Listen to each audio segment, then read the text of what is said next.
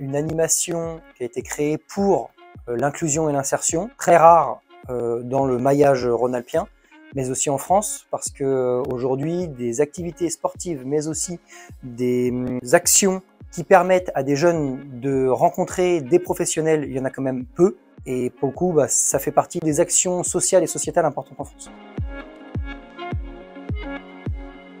Concernant notre implication dans les Jeux de la diversité, alors premièrement, nous on est partenaires de FAS, on a fait le site web de FAS, tant dans le graphisme, le design et le développement informatique. Mais pourquoi on a voulu participer aux Jeux de la diversité? On est surtout charmé et convaincu que ce type de jeu, ce type d'organisation, ce type d'action sociale est important au niveau de la région, mais aussi pour créer du lien. Le fait de transformer d'une manière un petit peu ludique avec des jeux, avec des étudiants, des gens un petit peu plus âgés qui se rencontrent, qui sont encore une fois éloignés de l'emploi, ça permet d'avoir des discussions off, mais c'est surtout que ça permet de faire des vraies relations humaines, au moins de pouvoir faire découvrir de nouvelles choses, de nouvelles conditions de travail, conditions aussi de recherche d'emploi pour des gens qui sont en demande.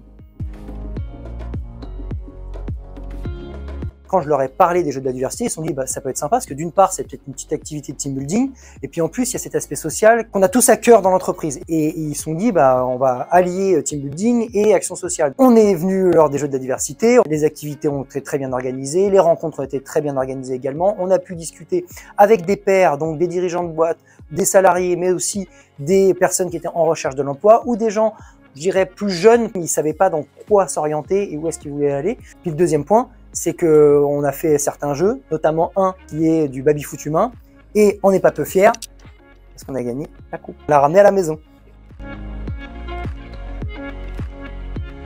Déjà, pour pouvoir parler du message et de les convaincre de participer au jeu, c'est de se dire, nous, en tant que dirigeants d'entreprise, qu'est-ce qu'on veut pour nos sociétés? Est-ce qu'on veut être un simple acteur économique?